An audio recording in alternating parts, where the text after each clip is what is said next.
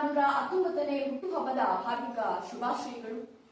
ನನಗೆ 3 ತಿಂಗಳ ಅವಧಿಯನ್ನು ಕೊಟ್ಟಿ ನೋಡಿ. ಪಾಕಿಸ್ತಾನದೊಳಗೆ ನುಗ್ಗಿ ಪಾಕಿಸ್ತಾನಿ ಸೇನಾ ಅತಿಕ್ರಮಣಕಾರರನ್ನ ಮುಜಾಫರ್ಬಾದ್ವರೆಗೆ ಅಟ್ಟಿಬಿಡ್ತೇವೆ. ಭಾರತೀಯ ಸೇನೆಯ ಶಕ್ತಿ ಸಾಮರ್ಥ್ಯ ಎಂತದ್ದು ಅನ್ನೋದನ್ನ ಇಡೀ ಜಗತ್ತಿಗೆ ತೋರಿಸಿಬಿಡುತ್ತೇವೆ. ಕಾಶ್ಮೀರದ ಸಮಸ್ಯೆಯನ್ನೇ ಇಲ್ಲವಾಗಿಸುತ್ತೇವೆ. 1948ರಲ್ಲಿ ಪ್ರಧಾನಿ ಜವಾಹರ್ಲಾಲ್ ನೆಹರೂರವರಿಗೆ ಇಂಥದೊಂದು ಪತ್ರ ಬರೆದಂತಹ ಆ ಧೀರ ಬೇರಿನ್ಯಾರೂ ಅಲ್ಲ, ಕೊಡಗಿನ ವೀರ ಜನರಲ್ ತಿಮ್ಮಯ್ಯ. ಭಾರತೀಯತೆಯ ಬಗ್ಗೆ ಅವರಿಗೆ ಅಂತಕ್ಕೊಂದು ಅಭಿಮಾನ ಇತ್ತು. ತಾಯ್ನಾಡಿಗಾಗಿ ಹೋರಾಡುವ ಛಲ ಇತ್ತು. ಭಾರತೀಯರು ಎಂತಹ ಧೈರ್ಯರು, ಎಂತಹ ಧೈರ್ಯ ಉಳ್ಳವರು ಅನ್ನೋದಕ್ಕೆ ಜನರಲ್ ತಿಮ್ಮಯ್ಯನವರು ಜೀವಂತ ನಿದರ್ಶನರಾಗಿದ್ದರು. ಜನರಲ್ ತಿಮ್ಮಯ್ಯನವರು ನಮ್ಮ ಭಾರತೀಯ ಇತಿಹಾಸದಲ್ಲಿ ಆ ಒಂದು ಅಧ್ಯಯನವನ್ನ ಯಾವತ್ತಿಗೂ ಮಾಡುವುದಕ್ಕೆ ಸಾಧ್ಯನೇ ಇಲ್ಲ.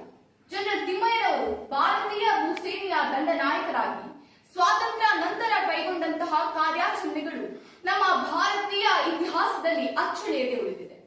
ನಮ್ಮ ದೇಶ ಸ್ವಾತಂತ್ರ್ಯಗೊಂಡು ಆಂಗ್ಲರು ಈ ದೇಶವನ್ನ ಬಿಟ್ಟು ಹೇಳಿದ್ದಾರೆ. ಆ ವೇಳೆ ಅಲ್ಲಿ ಭಾರಿ ಭೂಕಂಪ ಸಂಭವಿಸಿಬಿಟ್ಟೆ. ಪತಿ ಪತ್ನಿ ಇಬ್ಬರು ಭೂಕಂಪ ಪೀಡಿತ ಜನರ ರಕ್ಷಣೆಗೆ ನಿಂತಾರೆ. ಜೊತೆಗೆ ಬಂಡುಕೋರ ಪಠಾಣ್ ಪಂಗಡಗಳ ವಿರುದ್ಧ ನಡೆದ ಕದನದಲ್ಲಿ ಯುದ್ಧ ತಂತ್ರ ಮಾಡಿ ಬಂಡುಕೋರರನ್ನ ಹತ್ತಿಕ್ಕುತ್ತಾರೆ ತಿಮ್ಮಯ್ಯನವರು. ಹೀಗೆ ಅವರು ಮೇಜರ್ ಆಗಿ ಬಡ್ತಿಯನ್ನ ಪಡೆಯುತ್ತಾರೆ.